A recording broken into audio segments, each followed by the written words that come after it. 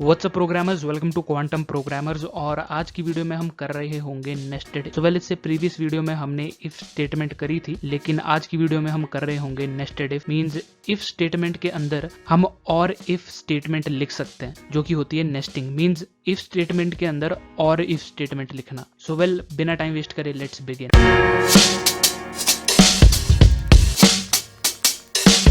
सो well, सबसे पहला आता है कि हम नेस्टेड इफ स्टेटमेंट लिख कैसे सकते हैं। सो इसको लिखने के तीन वेज होते हैं।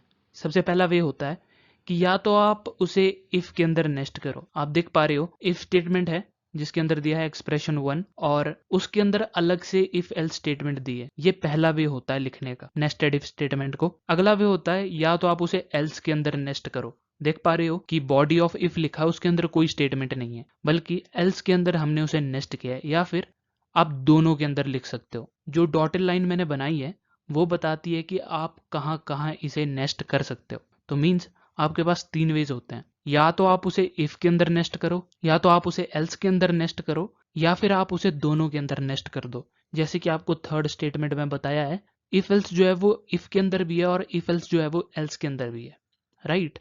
तो अब इन तीनों को एक एक करके डिस्कस करते हैं और इसके ऊपर मैं प्रोग्राम भी बनाऊंगा जिससे आपको इसे समझने में थोड़ी सी आसानी होगी। सो वेल, सबसे पहला हम डिस्कस करते हैं if nested inside if part. So well, सबसे पहला पार्ट आता है हमारे पास if nested inside if part. इसका मैंने बेसिक सिंटेक्स आपके सामने रख दिया है और एक रेड डॉटेड लाइन है जो आपको स्क्रीन पे दिख रही होगी, वो इंडिकेट करती है ऑप्शनल पार्ट को। जैसे कि मैंने आपको बताया था कि एल्स जो है वो ऑप्शनल होता है इफ स्टेटमेंट में, तो आप उसे लिखो या ना लिखो वो आप पे डिपेंड करता है। सो वेल, अगर एक्सप्रेशन 1 ट्रू होती है तो पूरा का पूरा जो कंट्रोल है वो इनर इफ एल्स स्टेटमेंट के पास पहुंच जाता है, जो कि है second if else block, right. फिर उसके अंदर भी चेक किया जाता है क्या एक्सप्रेशन 2 ट्रू है, तो स्टेटमेंट 1 प्रिंट होगी। पर अगर आपने एल्स पार्ट लिखा होगा, लेकिन अगर वो फॉल्स होती है और आपने एल्स पार्ट लिखा है, तो स्टेटमेंट 2 प्रिंट होगी। और अगर एक्सप्रेशन 1 फॉल्स हो जाती है तो पूरा का पूरा जो कंट्रोल है वो एल्स के पास पहुंच जाता है और फिर एल्स का पार्ट एग्जीक्यूट होता है। सो वेल, यही था nested inside if part, right. अब हम बात करते हैं nested inside else part. So same है, कोई फर्क नहीं है। ऊपर का कोड मैंने नीचे लिख दिया है। अगर एक्सप्रेशन 1 जो है वो ट्रू होती है तब तो इफ के अंदर जो कोड होगा वो एग्जीक्यूट होगा, वरना पूरा का पूरा जो कंट्रोल है वो एल्स के पास पहुंच जाएगा। और एल्स के अंदर भी फिर चेक किया जाता है कि एक्सप्रेशन 2 जो है वो ट्रू है। अगर ट्रू होती है तो स्टेटमेंट 1 प्रिंट होगी, अदरवाइज आपने अगर एल्स पार्ट लिखा होगा उसका तो स्टेटमेंट 2 प्रिंट होगी। और अब हम थर्ड कंडीशन को चेक करते हैं, जो कि है if else nested inside both. So well, अब हम बात करते हैं if nested inside both if part and else part. So well, आपको दिख रहा है सामने कोड। सो अगर एक्सप्रेशन 1 जो है वो ट्रू होती है तो पूरा का पूरा जो कंट्रोल है वो चला जाता है आपका फर्स्ट इफ एल्स ब्लॉक के अंदर, राइट।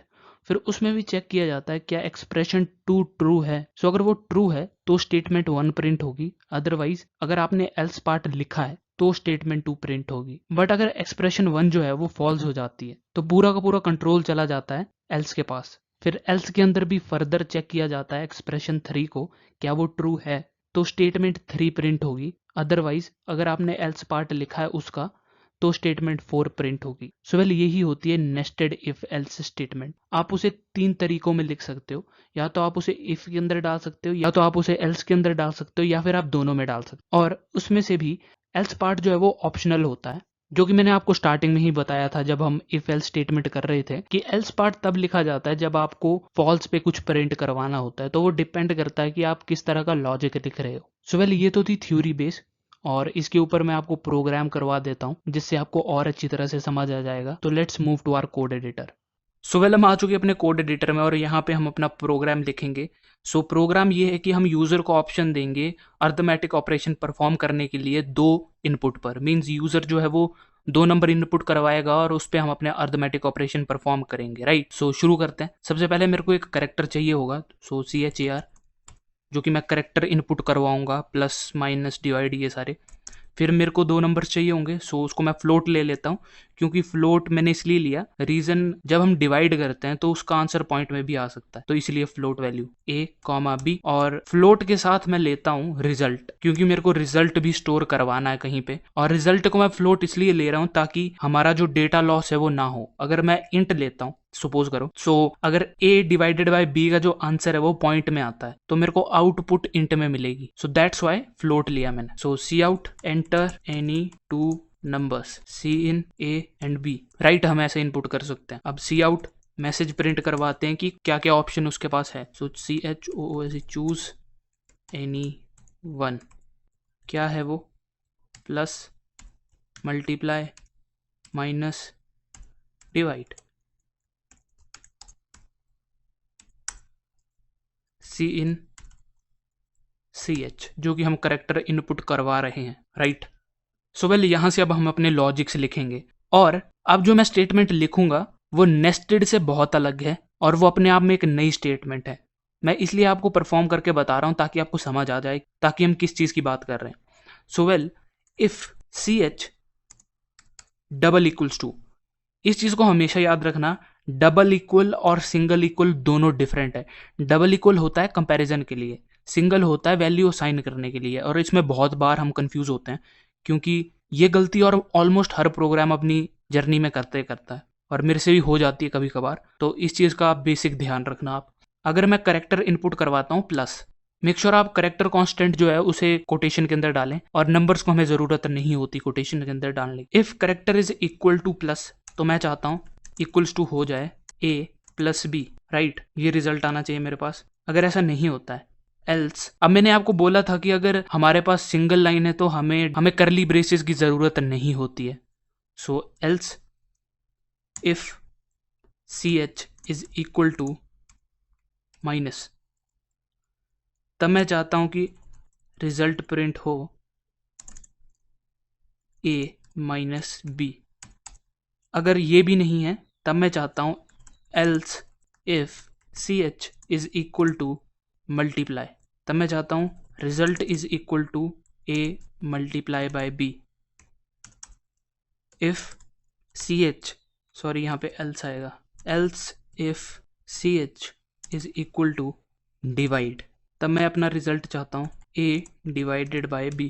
और अगर इन चारों में से कोई भी ऑप्शन उसने इनपुट नहीं कराया तो मैं एक एरर प्रिंट करवाऊंगा जो कि होगा else result is equal to, या फिर रिजल्ट नहीं प्रिंट करवाते, यहाँ पे आएगा cout you entered a wrong option new line, and that's it. अब अगर आप ध्यान से देखो तो इफ है और एल्स इफ को इसने एक ट्रीट किया है, राइट। तो ये जितनी भी मैंने पूरी लिखी इफ से लेके एल्स तक, इसको हम बोलते हैं इफ एल्स इफ लैडर, और ये अपने आप में एक पूरी अलग स्टेटमेंट होती है। अगर मैं करली ब्रेसेस यूज करूं तो ये पूरी स्टेटमेंट गलत हो जाएगी। यहाँ पे नेस्टिंग एक तरह से शो नहीं हो रही है क्योंकि नेस्ट करना कोई मुश्किल काम नहीं है, बहुत आसान होता है नेस्टिंग। लेकिन ये एक एग्जाम्पल सेट कर रहा हूँ कि अगर मैं यहाँ पे करली ब्रेसेस ना लगाऊं तो ये एक इफ एल्सिव लैडर बन जाती है। और इफ एल्सिव लैडर क्या होती है उस पर एक अलग टॉपिक है, मैं आपको आगे एक दो वीडियोज में बता दूंगा, राइट। तो प्रोग्राम हमारा बन चुका है। अब मेरे को आंसर प्रिंट करवाना है, cout your result is result and save, that's it. अब इसको एग्जीक्यूट करते हैं। सो वेल हमारे पास ऑप्शन आ रहा है एंटर एनी टू नंबर्स, तो मैं सिंपल नंबर यूज करता हूं 2 और 3, 2 एंड 3। अब मुझे वो बोल रहा है कोई चॉइस एंटर करे, सबसे पहले प्लस लेता हूं, सो प्लस। सो मेरे पास रिजल्ट इज 5 दिख रहा है आपको, राइट। अब क्या करते हैं, दोबारा इसको एग्जीक्यूट करते हैं और इस बार मैं गलत इनपुट डालता हूँ, मीन्स इन चारों में से कोई भी ऑप्शन नहीं डालता हूँ। सो 2 एंड 3, और इस बार मैं कोई और सिंबल ले लेता हूँ, जैसे परसेंट ले लेता हूँ, जो कि हमारे उस पर्टिकुलर ऑप्शन में हमने कोड नहीं किया है, मॉडुलस। सो वेल यहाँ पे क्या हो रहा है, दोनों प्रिंट हो रहे हैं, मैं चाहता हूँ कोई एक प्रिंट हो, तो जस्ट अ सेकेंड मैं इसको ठीक कर देता हूँ।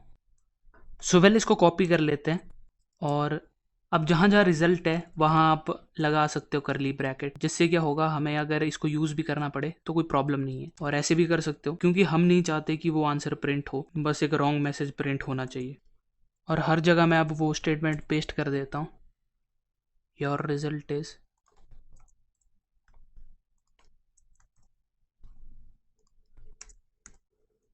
And that's it. अब इसको एग्जीक्यूट करते हैं। सो वेल 2 नंबर्स बोल रहा है, इस बार मैं थोड़े बड़े लेता हूँ, रैंडमली लेता हूँ, 23 एंड 64, 64